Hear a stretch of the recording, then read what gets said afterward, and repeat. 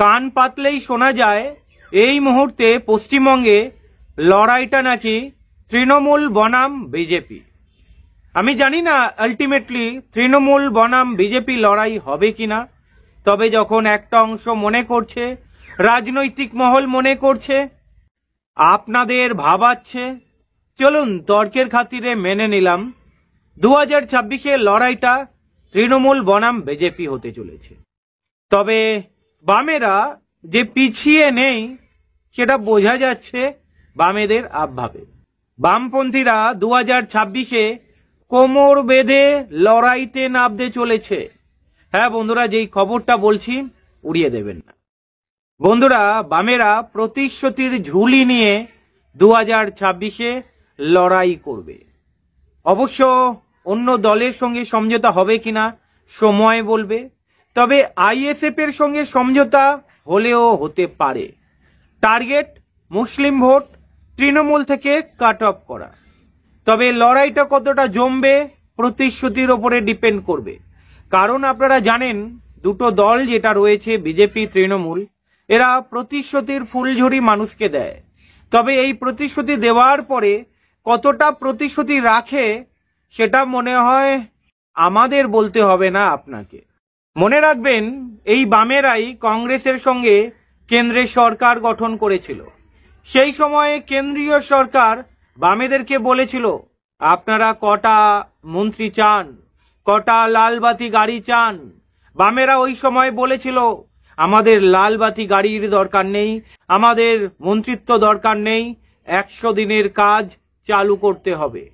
আর বামেরা সেই প্রতিশ্রুতি নিয়ে আবার রাস্তায় নামবে 2026-এ।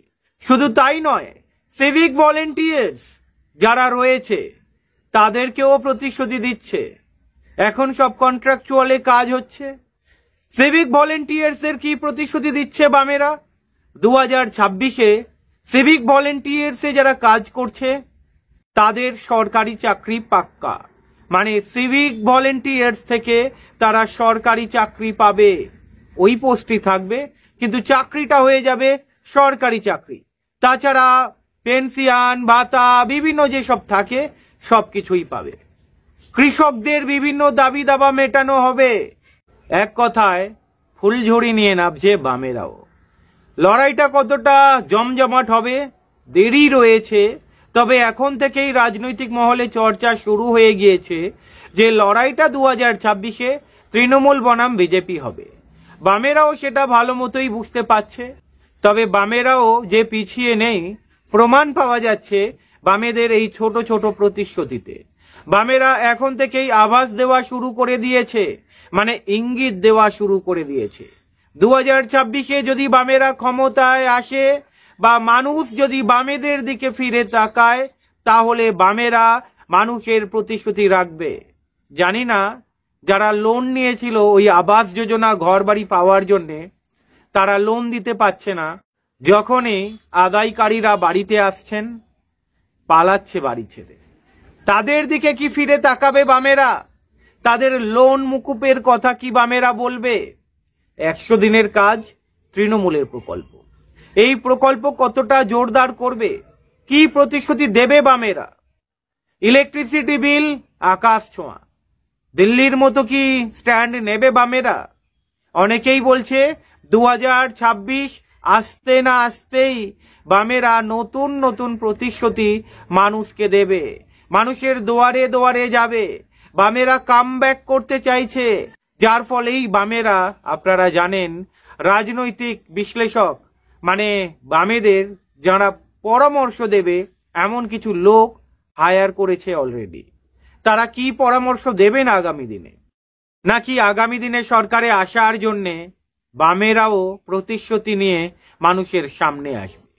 দেখুন, এটা বলা বাহুল্য, বলাই যেতে পারে প্রতিশ্রুতি ছাড়া এই মুহূর্তে চিড়ে ভিজবে না। মানুষ এখন গ্রাহকে পরিণত হয়ে গেছে, মানে ভোটার্সরা গ্রাহকে পরিণত হয়ে গিয়েছে।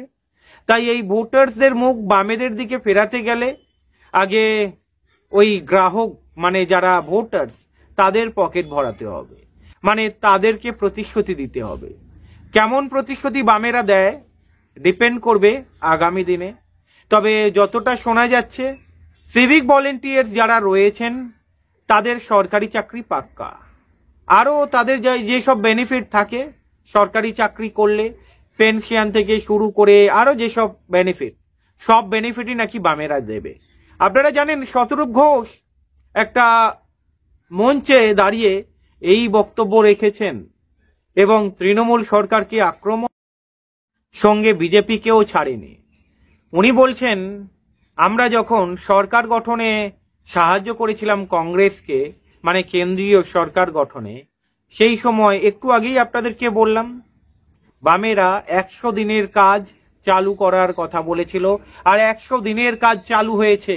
আর এই সময় ওই 100 দিনের কাজ নিয়ে কি চলছে? 9/6 চলছে, গরিব মানুষের পেটে লাথি মারছে। আমি জানি এই মুহূর্তে যেমন খবর আপনারা পেয়েছেন, সন্দেশখালিতে আবার একটা লাশ পাওয়া গিয়েছে, একটা মেয়ের লাশ পাওয়া গিয়েছে, হাত পাত বাঁধা, জল থেকে উদ্ধার করা হয়েছে। এমন খবর আপনারা বিভিন্ন দিকে, জনসাধারণ ক্ষেপে উঠছে, কিন্তু সরকারের কোনো কি হেলদোল রয়েছে? তবে দেখুন, শুধু এমনটা নয় যে 2026-এ বামেরাই প্রতিশ্রুতি নিয়ে রাস্তায় নামবে। আপনারা দেখবেন বিজেপি কি কি প্রতিশ্রুতি আনে। বিজেপি তো ডবল ধামাকা আনবে নিশ্চয়ই, কারণ বুঝতেই তো পারেন ত্রিপুরাতে যা যা প্রতিশ্রুতি দিয়ে ক্ষমতায় বিজেপি এসেছিল, একটাও প্রতিশ্রুতি রেখেছে কিনা সন্দেহ রয়েছে। বেটার হয় আপনারা একটু ত্রিপুরার দিকে তাকালে। আমি জানি না নতুন সরকার গঠন হবে 2026-এ, এই নতুন সরকারের মুখ্যমন্ত্রী, মানে নতুন করেই তো সরকার গঠন হবে। মমতা ব্যানার্জি থাকবেন কি অভিষেক ব্যানার্জি থাকবেন? তৃণমূল কি চমক দেয় আরো, সেটা দেখার বিষয়। অভিষেক ব্যানার্জি আগামী দিনে কি প্ল্যান নিয়ে নামবে সেটা আগামী দিনেই বোঝা যাবে। তবে বামেদের যে তরুণদের দিকে তাকাতেই হবে, 2026-কে সামনে রেখে তরুণদের দিকে তাকাতেই হবে বামেদেরকে। যদি তরুণদের দিকে না তাকায় তাহলে কিন্তু খেলাটা জমবে না। অবশ্য অন্যান্য রাজনৈতিক দলের সঙ্গে জোট করার দিকে বামেরা ঝুঁকবে কি ঝুঁকবে না সময় এলেই বোঝা যাবে, নাকি বামপন্থী দলগুলোকে শক্তিশালী করার কাজে মন দেবে। আর কবে মন দেবে বলুন তো? চলেই তো এলো, প্রায় 1 বছর রয়েছে। আরএসপি ফরওয়ার্ড ব্লকের যা হালাত, এই কারণেই তো মানুষের সন্দেহ হয়। অনেক বামপন্থীদের বিশ্বাস উঠে যাচ্ছে যে এই বামেরা বোধহয় আর পারবে না। তার একটাই কারণ, আরএসপি, ফরওয়ার্ড ব্লক, সিপিআই এদের ভোট পার্সেন্টেজ দেখে, মানে বামফ্রন্টের শরিক দলগুলোর ভোট পার্সেন্টেজ দেখে। এমনটা নয় যে সিপিআইএম এরও ভোট পার্সেন্টেজ যে খুবই ভালো, এমনটা নয়। আপনারা দেখেছেন এই যে উপনির্বাচন গেল, এই উপনির্বাচনেও আপনারা দেখে নিয়েছেন সবকিছু। তবে যাই হোক, 1 বছর সময় রয়েছে। 1 বছরের মধ্যে নতুন কি চমক দেখায় বামেরা দেখার বিষয়। তবে নতুন নতুন প্রতিশ্রুতি আনবে সেটা বলা বাহুল্য। কি কি প্রতিশ্রুতি আনবে সেটা আগামী দিনেই বোঝা যাবে। ভালো থাকবেন আপনারা সকলে।